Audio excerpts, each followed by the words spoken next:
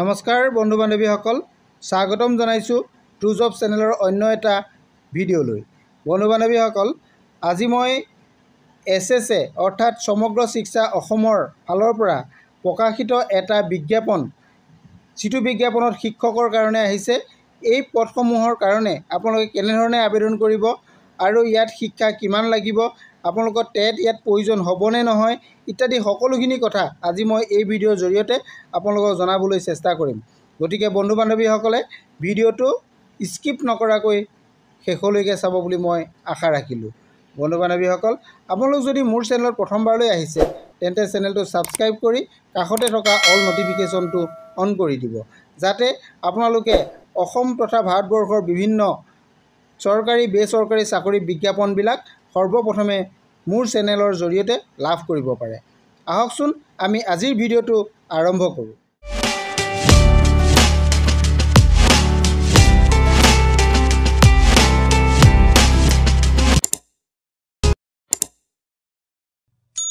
নমস্কাৰ বন্ধু বান্ধৱীসকল, আজি আপোনালোকৰ কাৰণে শিক্ষকৰ এটা নতুন নিযুক্তিৰ বিজ্ঞাপন লৈ আপোনালোকৰ ওচৰলৈ আহিছোঁ।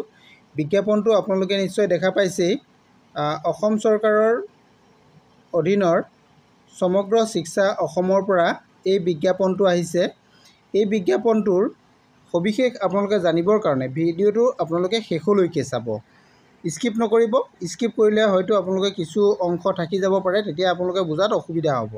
গতিকে বন্ধু বান্ধৱীসকল, প্ৰথমতে আপোনালোকে চাওক, এই ভিডিঅ'টোৰ যিখিনি শিক্ষক পদৰ কাৰণে আহিছে, এই বিজ্ঞাপনটো 2020 চনতে প্ৰকাশ কৰা হৈছিল।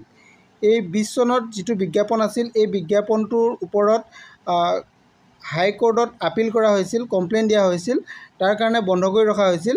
পুনৰ এতিয়া গুৱাহাটী হাইকোৰ্টৰ পৰা এই এডভাৰটাইজমেণ্টটোৰ কাৰণে নিযুক্তি দিবৰ কাৰণে পাৰ্মিশ্যন দিছে। গতিকে আপোনালোকে চাব ইয়াতে কি পদ আছে।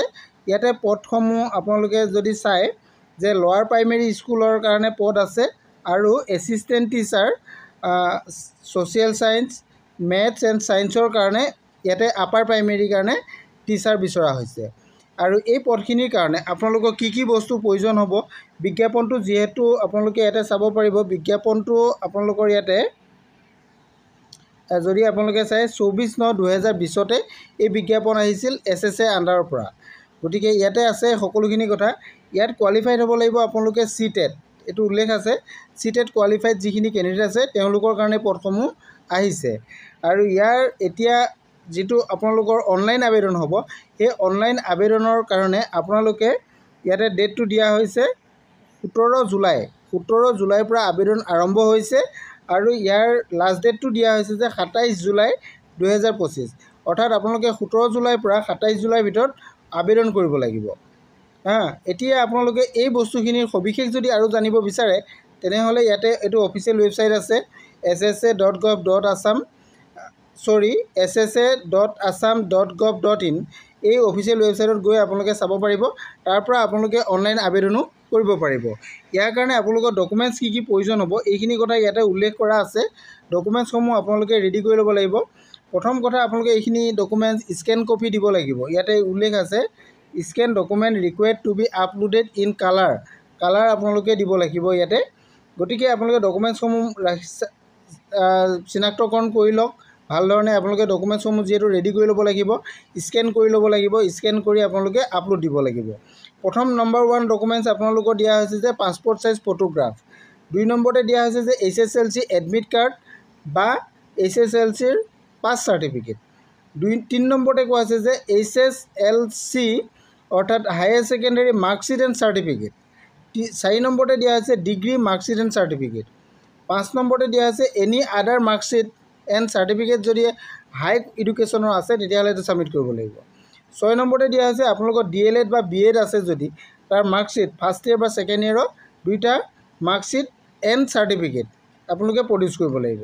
7 নম্বৰতে দিয়া হৈছে যে কাষ্ট চাৰ্টিফিকেট। যিসকলৰ SC ST plain, ST hills বা OBC বা MOBC হয় তেওঁলোকে এই কাষ্ট চাৰ্টিফিকেট দিব লাগিব। তাৰপিছত আছে আপোনালোকৰ চাৰ্টিফিকেট অফ NCC। যদি NCC চাৰ্টিফিকেট আছে বা স্পৰ্ট বা কালচাৰেল যদি চাৰ্টিফিকেট আছে তেনেহ'লে আপোনালোকে এইটো প্ৰডিউচ কৰিব লাগিব। 9 নম্বৰতে দিছে আপোনাৰ certificate and marksheet of CTET central যিটো টেট হয় চেণ্ট্ৰেল টেটৰ আপোনালোকৰ ইয়াতে মাৰ্কশ্বিট আৰু চাৰ্টিফিকেট আপোনালোকে দিব লাগিব। 10 নম্বৰতে দিছে যদি ডিচেবিলিটি হয় ডিচেবিলিটি কেণ্ডিডেটসকলে ডিচেবিলিটিৰ চাৰ্টিফিকেট তেওঁলোকে প্ৰডিউচ কৰিব লাগিব।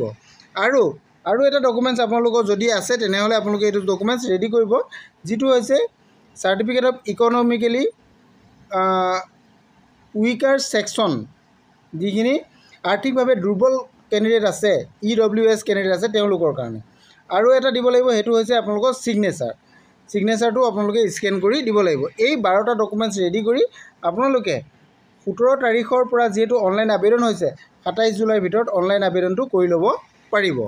যিহেতু বিজ্ঞাপনটো 2020 চনৰে বিজ্ঞাপন হয়, গতিকে বিজ্ঞাপনটো আপোনালোকে নিশ্চয় জানেই, আৰু যদি যিসকলে নাজানে তেওঁলোকে অফিচিয়েল ৱেবছাইটত গৈ 2020 চনৰ বিজ্ঞাপনটোৰ সবিশেষ চাই ল'ব, চাই লৈ তাৰ পৰা আপোনালোকে আবেদনটো কৰি ল'ব পাৰিব। আপোনালোকে বিজ্ঞাপনটো কিমান তাৰিখে চাওক, এইটো বিজ্ঞাপনৰ যিটো নাম্বাৰ আছে নাম্বাৰটো আপোনালোকে এইটো চাই লওক। এই নাম্বাৰত বিজ্ঞাপনটো আপোনালোকে ডাউনলোড কৰি ল'ব, SSA অফিচিয়েল ৱেবছাইটত আপোনালোকে পাব।